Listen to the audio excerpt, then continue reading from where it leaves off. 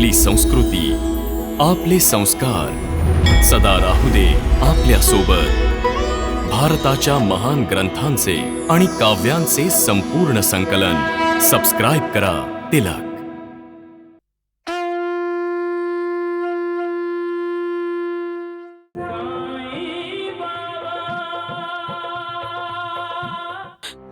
हवालदार साहेब, दया करा माझ्यावर दया करा। माझं एक लहान मूल आहे, ते माझ्याशिवाय झोपत नाही। त्याला भूक लागेल तेव्हा तो रडेल, ओरडेल।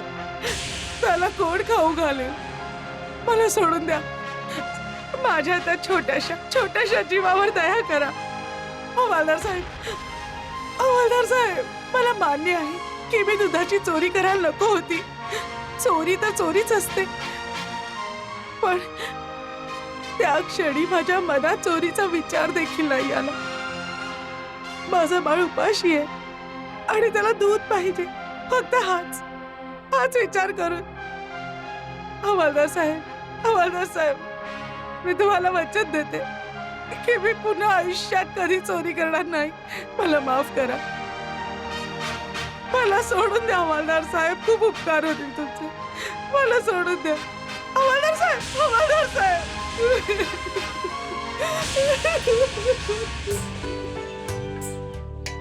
बाबा, उमाकांत दादा आलाय।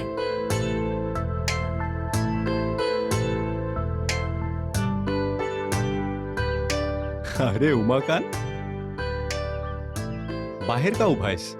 आत ये।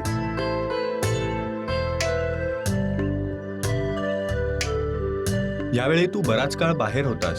जेव्हा पण पाहावं तेव्हा तुझ्या घराला कुलूपच असायचं। माझी नोकरी गावोगावी फिरून वस्तू विकण्याची आहे काकाजी। ये बस। हो,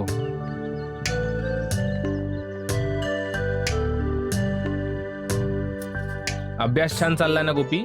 हो उमाकांत दादा, तूच म्हणाला होतास ना चांगले नंबर आण म्हणून। शाळेतून आल्यावर मी खेळत नाही, अभ्यासाला बसतो। शाबास।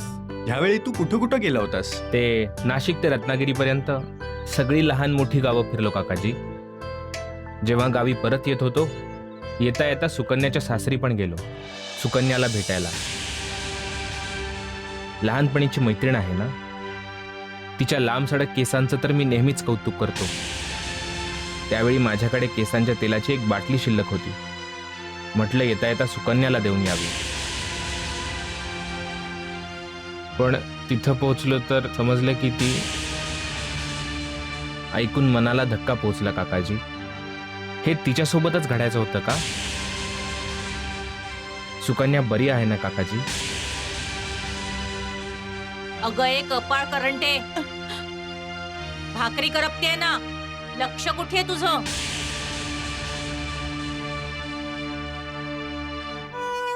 सुकन्या कुठे आहे काकाजी? मी बोलावतो, ताई आत आहे। ताई,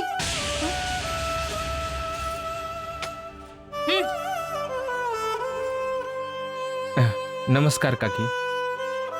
उमाकांत, ह्यावेळी सुकन्याला तुला नाही भेटायचंय। मला समजतंय काकी, तिची अवस्था मला समजते। मी अजून काही दिवस वणीतच आहे। सुकन्याला जेव्हा वाटेल तेव्हा मी तिला भेटायला येईन। अभ्यासात काहीही लागलं तर माझा दरवाजा वाजव गोपी। शेजारीच आहे तुझ्या, हक्क आहे तुझा। नमस्कार।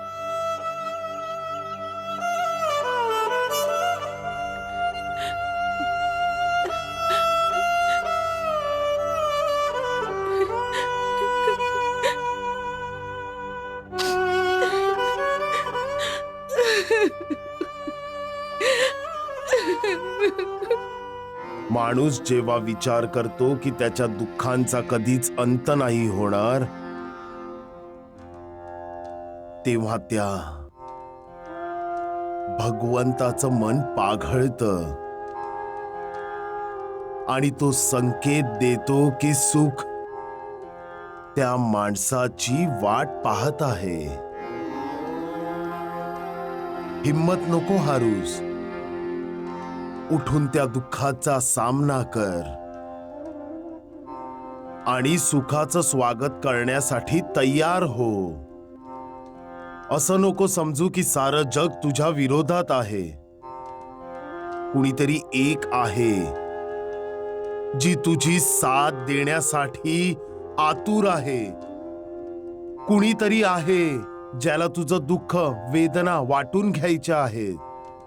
असं कुणीतरी आहे ज्याला तुझ्या अंधाऱ्या आयुष्यात आनंदाचा प्रकाश घेऊन यायचंय. हे नका विसरू की देव दयाळू आहे आणि कोणी दुःखात साथ देवो न देवो, देव नक्कीच आपल्या सोबत असतो. साऱ्या जगाने जरी आपल्यासाठी सगळे दरवाजे बंद केले, तो आपल्यासाठी एक दरवाजा नक्कीच उघडा ठेवतो. म्हणूनच देवाची भक्ती करा. तोच एक असा आहे ज्याच्या कृपेमुळे आपल्या सगळ्या अडचणी सोप्या होतात. सबका मालिक एक.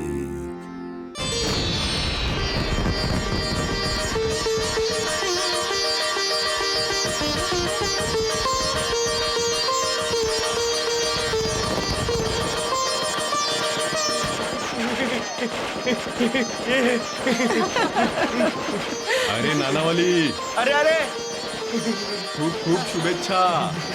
अरे गुरुजी, तुम्हालाही शुभेच्छा. गुरुजी, अहो त्या दिव्यातलं तेल संपलंय, त्यात तेल घाला. नूरताई, जोपर्यंत साईबाबांचा आशीर्वाद आपल्या सोबत आहे, साऱ्या शिर्डीत बिना तेलाचेही दिवे पेटतील.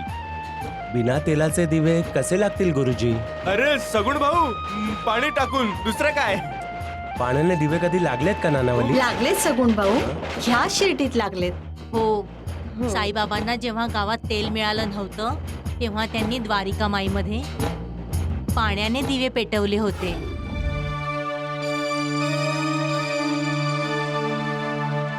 साईपुरा, पाण्याने दिवे कसे जळतील? लागणार, नक्कीच लागणार. साईबाबांवर श्रद्धा ठेवा. राम राम राम. कधी पाण्याने दिवे लागले का?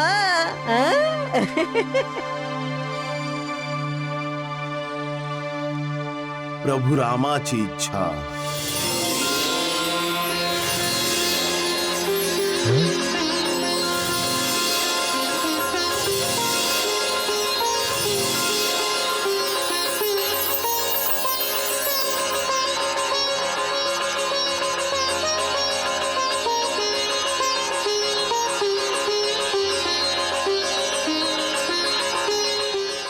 साईनाथांचा, साईनाथांचा, साईनाथांचा, साईनाथांचा, साईनाथांचा, साईनाथांचा, साईनाथांचा, साईनाथांचा, साईनाथांचा.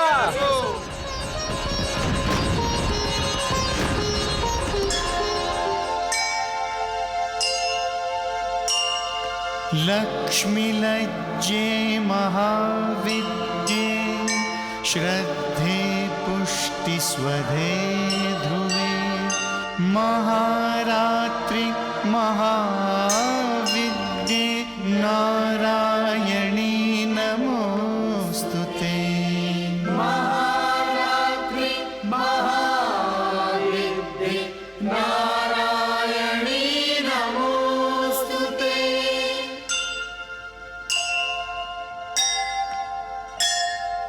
सर्वस्याद्या महालक्ष्मी स्त्रीगुणा परमेश्वरी लक्षालक्षस्वरूपा सा व्याप्य कृत्स्नं व्यवस्थिता.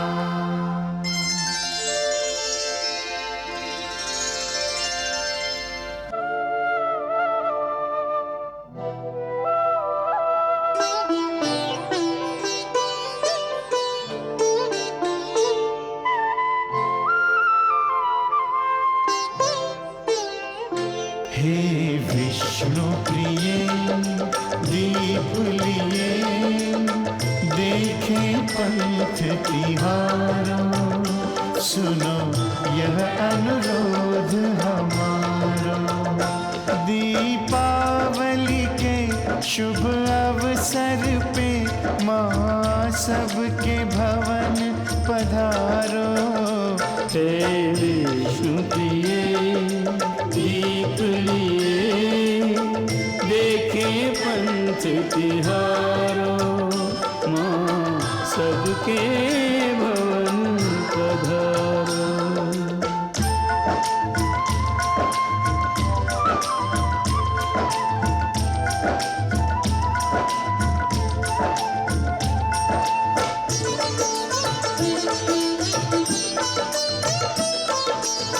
तुम बिन कोई काज न हो और सफल न हो आयोजन।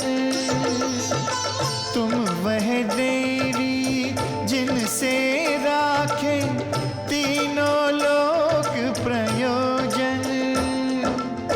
तुम वह देवी जिनसे राखे तीनों लोक प्रयोजन। आरती उतारे हम तुम्हारी, तुम दैन्य दरिद्र उतारो। हे विष्णु प्रिय दीप लिए, देखें पंथ तिहारो, माँ सबके भवन पधारो।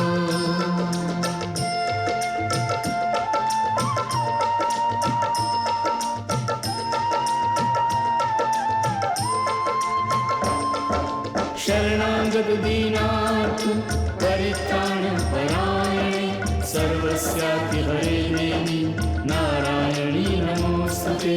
रत्नाकरात्मजा रत्ने दिव्यमणिरत्नमण्डिते, पद्मासनास्थिते देवी निधिं देहि नमोस्तुते। मंगलकारिणी है नारायणी, जो तुमसे वर पाए। अतुल संपदा का स्वामी वह नर कुबेर हो जाए। अतुल संपदा का स्वामी वह नर कुबेर हो जाए। हमें दीनहीन संतान जान, अब हमरी ओर निहारो। हे विष्णु प्रिय दीप लिए, देखें पंथ तिहारो, सुनो यह अनुरोध हमारो।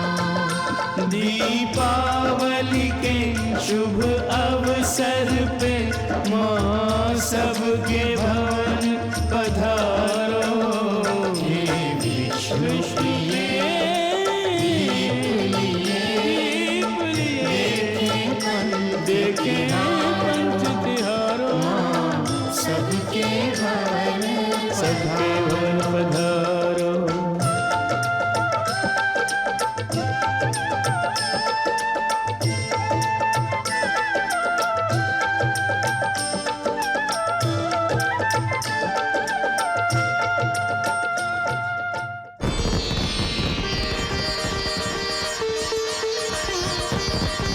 ये ना ताई, आज का थांबलीस?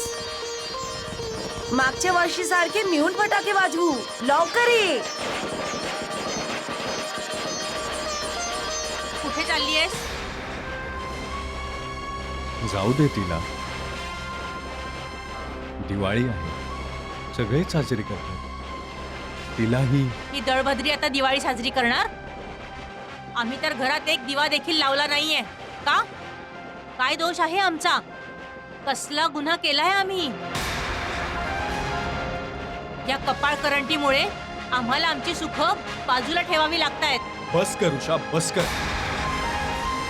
जगदंबे जगदंबे.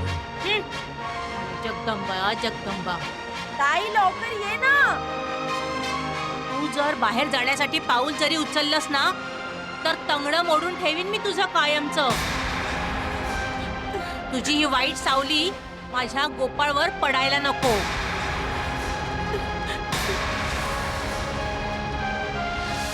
आपण दिवाळीचा उत्सव साजरा करतो ते वाईट सावल्यांना दूर करण्यासाठी. आपण दिवे लावतो अंधाराला घालवण्यासाठी. हा अंधार काय आहे? अंधार म्हणजे आपला भूतकाळ आहे, आपला गेलेला काळ आहे. अंधार आपल्या आयुष्यात घडलेल्या अशुभ घटना आहेत, आपल्या वाईट आठवणी आहेत, ज्यांना आपल्याला विसरायचं असतं. अंधार आपली लाचारी आहे, आपली विवशता आहे, कमकुवतपणा आहे, आपली निराशा आहे. आणि प्रकाश आपलं भविष्य आहे, आपली आशा आहे, आपली स्वप्न आहेत जी आपल्याला पूर्ण करायची आहेत. प्रकाश आपल्या प्रगतीची निशाणी आहे, आपली शक्ती आहे आणि त्या ईश्वराचा आशीर्वाद आहे. सूर्य अस्ताला जातो तेव्हा सारं जग अंधारात बुडून जातं आणि सूर्योदय झाल्या झाल्या सर्वांचा उद्धार होतो. तुम्ही देखील उद्धार करा. उद्धार करा त्या कमनशिबी लोकांचा ज्यांच्या आयुष्यावर अशुभ घटनांची काळी सावली पडली आहे. दुसऱ्यांचं भलं कराल तर तुम्ही स्वतः सूर्याप्रमाणे तेजस्वी होऊन जाल आणि दुसऱ्यांच्या अंधाऱ्या आयुष्यात आशेचे किरण पसरवाल. मग देव तुमची झोळी आनंदाने भरून टाकेल. सबका मालिक एक. आई, ताई कुठे आहे? का ताई कशाला हवीये तुला? दिवाळी साजरी करण्यासाठी. गोपी, तुझी ताई स्वयंपाकघरात आहे. जा, तिला घेऊन जा आणि तिच्या उदास आयुष्यात आनंदाचा प्रकाश पाड. जा.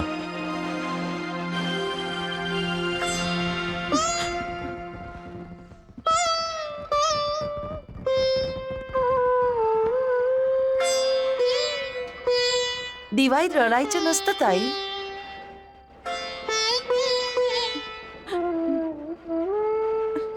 जर तू रडलीस तर मलाही रडू येईल. तुला मला हसताना पाहायचे ना? हो. मग हस हस.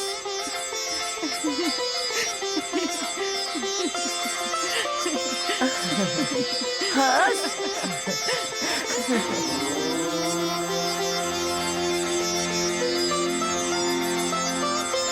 हे दिवे प्रकाश देताना कधीही पक्षपात नाही करत. ते चारही दिशांना प्रकाश देतात.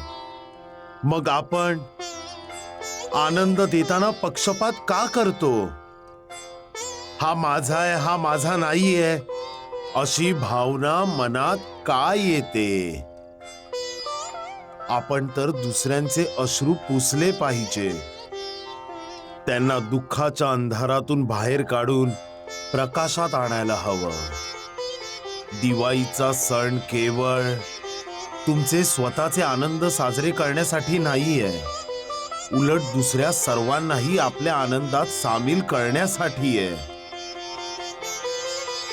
जे हसणं विसरले आहेत त्यांना हसवण्यासाठी आहे, जे समाजापासून दूर गेले आहेत त्यांना पुन्हा समाजात आणण्यासाठी आहे. जेव्हा आपण दुसऱ्यांना आनंदी करतो तेव्हा देव आनंदी होतो. जेव्हा आपण दुसऱ्यांवर कृपा करतो तेव्हा आपण ईश्वराच्या कृपेचे भागीदार बनतो. तर ह्या दीपावलीत दुसऱ्यांना दुःखाच्या अंधारातून बाहेर काढा. आनंदाचे दिवे लावा. आयुष्यात हरलेल्या लोकांना हसू मिळवून द्या. त्यांच्या चेहऱ्यावर आनंदाची कारंजी फुलवा. कल्याण होईल तुमचं.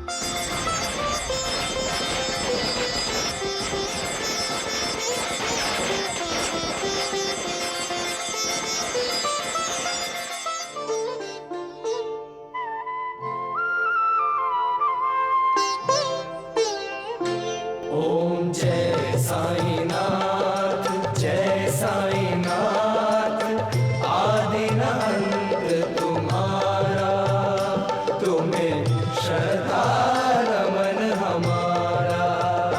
ओम जय साईनाथ, जय साईनाथ, आदिनाथ तुम्हारा, तुम्हें श्रद्धा नमन हमारा.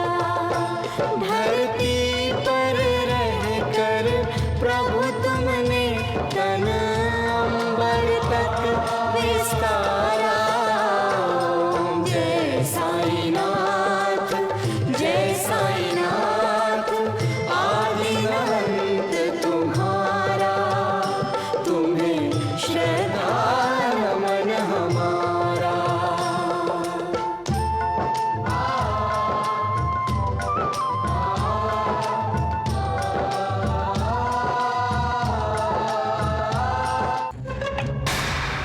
दिनकर, तू ज्या व्यापारात हात घालतोस फक्त नुकसानच करतोस. कुठलाही व्यापार करण्याच्या आधी मला विचारत का नाहीस दिनकर? नुसतं नुकसानच करत राहतोस. जर हे असंच चालत राहिलं ना तर एक दिवस ही जमीन, मालमत्ता, घर सगळं लिलावात काढावं लागेल. धर्मानंद, जरा समजाव ह्याला, जरा नीट समजाव. अरे लिलाव जरी झाला तरी त्यात तुम्हा दोघांचं काय नुकसान आहे? ही जमीन आणि मालमत्ता तर तुझ्या भावा दामोची आहे, जी विश्वासघात करून तुम्ही दोघांनी बळकावली आहे. अरे या शंकराला असं संतापायची काय गरज आहे? हा असं तर नाही ना? हा शंकरच तुला घराच्या बाहेर काढण्याचा विचार करतोय. हा? आता सावधान रहा जरा. या जगात काहीही होऊ शकतं. तेव्हा तुम्हालाही त्या दामू सारखंच अशा घाणेरड्या वस्तीत जाऊन एखाद्या झोपडीत राहावं लागेल.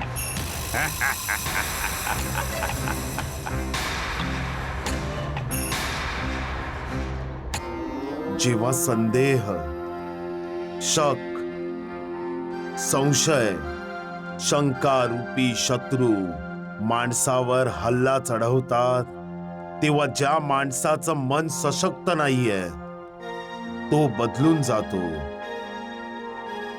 त्याचं मन आधीसारखं त्याची साथ नाही देत. या संशय आणि संदेहामुळेच तर भाऊ भाऊ नाही राहत, मित्र मित्र राहत नाही. शंका आणि संशयाची एक ठिणगी नात्याला आग लावून टाकते. आणि ही आग तेव्हाच विझते जेव्हा सत्य समोर येतं. पण तोपर्यंत आग सगळं काही जाळून टाकते, नातीही आणि नातेवाईक देखील. म्हणून आपलं मन सुदृढ करा आणि सुदृढ मनासाठी देवाची भक्ती करा. तेव्हा शंका, संशय, शक, संदेहाच्या आक्रमणाचा देखील काही परिणाम होणार नाही. सबका मालिक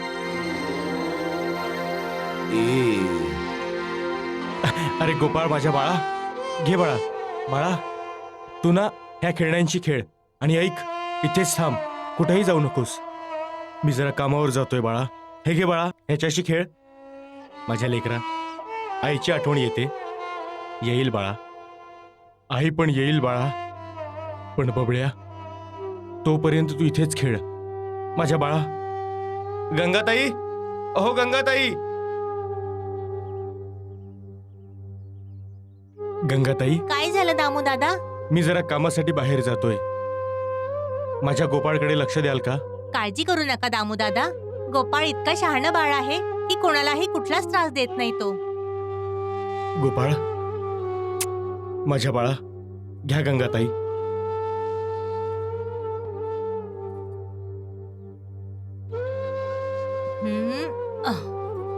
चला आता आपण खेळूया.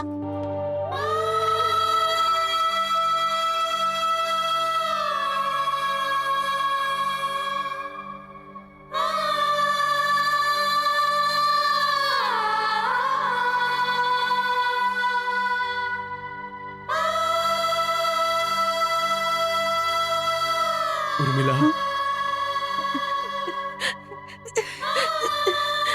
उर्मिला, उर्मिला, तुम्ही रडू नकोस.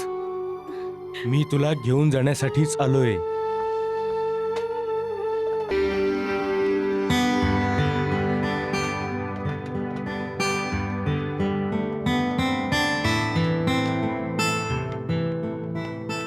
काय झालं गोपी, एकटाच खेळतोयस? अरे उमाकांत दादा, तुझ्या ताईला बोलव ना, ती खेळेल तुझ्यासोबत. ती नाही खेळणार. का? आई तिला नाही खेळू देणार. ती सारखी ताईवर रागावत असते आणि ताईला रडवत राहते. उमाकांत दादा, तू तर ताईच्या लहानपणीचा मित्र आहेस. ती आधी किती हसायची ठाऊक आहे ना. आता तर ताई हसणंच विसरलीये. हसणारी ताई किती छान दिसायची. उमाकांत दादा, तू ताईला समजाव ना, ती तुझ्या म्हणणं ऐकेल. तिला सांग की आई तिला काहीही बोलली तरी तिने रडू नये. तिला रडताना पाहून मलाही रडू येतं. चल चल, घरी चल. नाही गोपी, ते पहा, तुझी आई तुला बोलवतीये.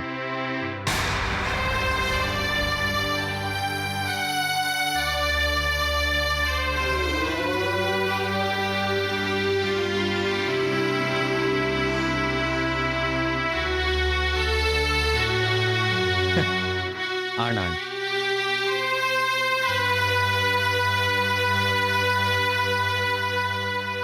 अरे गोपी, तू किती मळलायस? जा, जाऊन हातपाय धुवून घे. जा, आण. थांब गोपी. उमाकांतला काय सांगत होतास तू? काही नाही. खोटं बोलतोयस? नाही आई, मी उमाकांत दादाला हेच सांगत होतो की त्याने येऊन ताईला समजावावं. का सांगितलंस त्याला तू हे? आई, मला सगळं समजतंय. तू माझ्या मुलाला फसवून त्या उमाकांतला घरी बोलावतेस. हे खोटं आहे आई. ताईने मला काही नाही सांगितलं. चुप.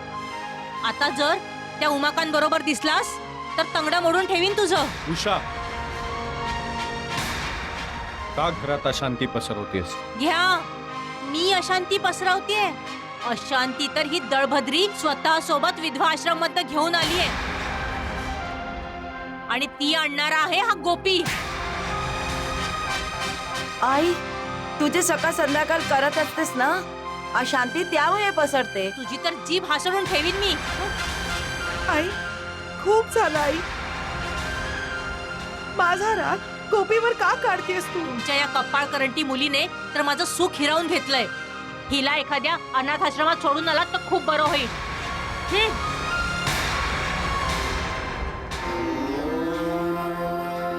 कुणी अनाथ नाहीये या जगात, कुणीही नाही. ना कुणाला अनाथ म्हटलं पाहिजे, ना कुणी स्वतःला अनाथ समजलं पाहिजे. आईबाप नाहीये तर काय आपण अनाथ झालो, बेवारस झालो? नाही श्यामा, नाही.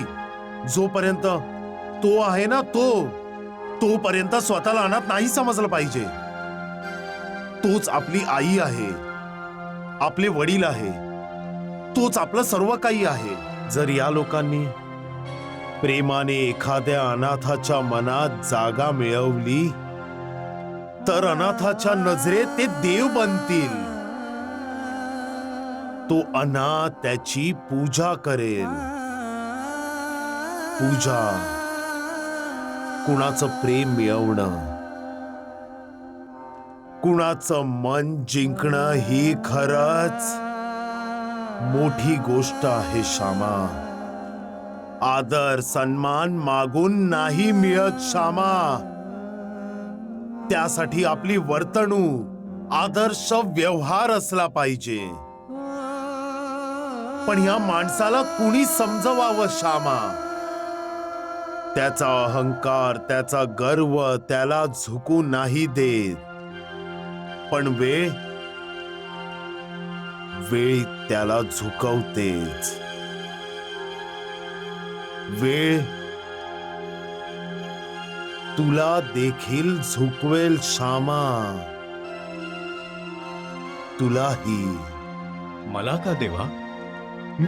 मी काय केले? वेळ आल्यानंतर तू ही वणीला जाशील. वणी? तुम्ही वारंवार मला वणीला का पाठवताय देवा? सबका मालिक एक.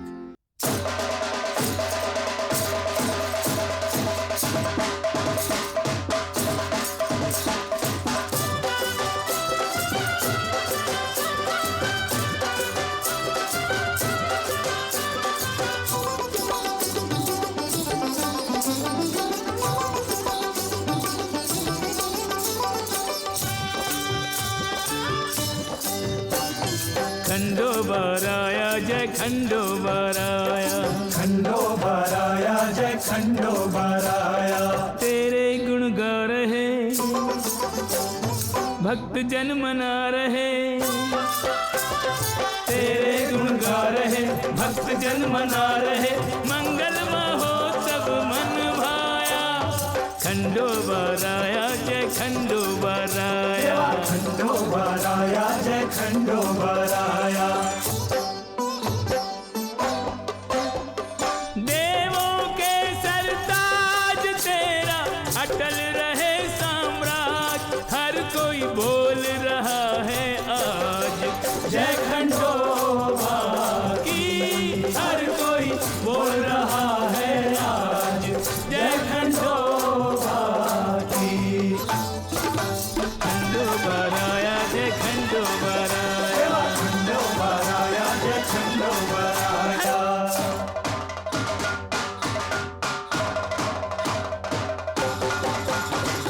खंडोबा तू भक्तजनों को प्यारा है.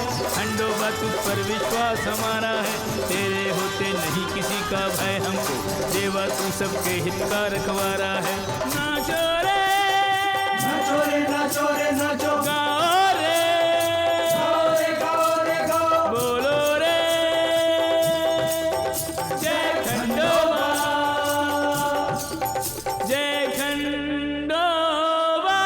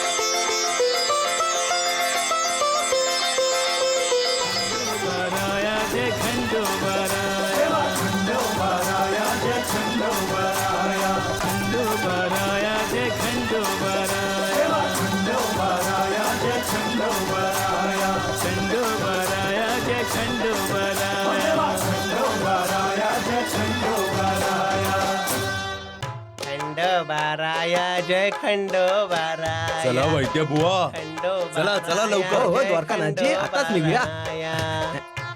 अरे राम राम राम, अरे माझं घर का फोडायला बघतोयस आणि जमीन का खणतोयस? वैद्य बुवा, धोंडूला स्वतःला जमिनीत गाडून घ्यायचं आहे. द्वारकानाथजी, हा खड्डा मी माझ्यासाठी नाही तुमच्यासाठी खणतोय. अरे तुझं डोकं तरी ठिकाणावर आहे. अरे आधी ठिकाणावर नव्हता, आता बरोबर आहे. म्हणून तर द्वारकानाथजींची इज्जत वाढवण्याचा विचार करतोय. पहिले द्वारकानाथजी, माझा हा शिष्य धोंडू किती इमानदार आहे ते. अरे मूर्खा, नक्की काय करणार आहेस तू? हं? आधी मी खड्डा खणणार आहे. असं समज की खड्डा खणलास तू, मग मग त्यात पेटते निखारे टाकणार. असं समज की खड्ड्यात कोळसे पण टाकलेस तू. पुढे पुढे काय, त्या जळत्या निखाऱ्यांवर द्वारकानाथजी बिना विना अरे बिना चप्पल घालता चालणार. अरे राम राम राम राम. मग लोक द्वारकानाथजींचा विजय असो, द्वारकानाथजींचा विजय असो असं म्हणतील. आणि मी तुमचा जय जयकार करणार. वैद्य कुलकर्णींचा विजय असो, वैद्य कुलकर्णींचा विजय असो. आणि तुम्ही सुद्धा माझा जय जयकार करायचा. धोंडोबाचा विजय असो, धोंडोबाचा विजय असो, धोंडोबाचा विजय असो. किती छान ठरवलंय ना तुमच्या शिष्याने. माझं मन म्हणते की ह्याला शाबासकी हा, द्या द्यावी. द्या द्या द्या द्या शाबासकी द्या याला, द्या द्या याला शाबासकी द्या. शाबासकी पाहिजे. शाबासकी आम्ही जास्त शांत करताय. द्वारकानाथजी, काय झालं? अरे देवा, मला मारलं. तुम्ही काय? निखाऱ्यावर चालणं काही प्रत्येकाला शक्य नाही. महाळसा पतीने जेजुरीला जाण्यापूर्वी सर्वांना सांगितलं होतं की खंडोबाचं दर्शन घेण्यासाठी तो कुठल्याही अडचणींचा सामना करेल. निखाऱ्यांवरही चालून जाईल, पण जाणार मात्र नक्की. मला तर वाटतंय अंगाऱ्यांवर चालून म्हाळसापतीजींनी स्वतःचे शुद्धीकरणच करून घेतलं. अरे नाही सगुण, म्हाळसापती सिद्ध पुरुष आहेत, आध्यात्मिक सत्य पुरुष. हा, म्हणून तर द्वारकामाईमध्ये झोपतात. श्यामा, आपल्या कुलदैवताचा आशीर्वाद मिळवण्यासाठी अशीच तपस्या करावी लागते. तू ही कर. नाही नाही, अहो तुम्हीच माझे कुलदेवता आहात देवा.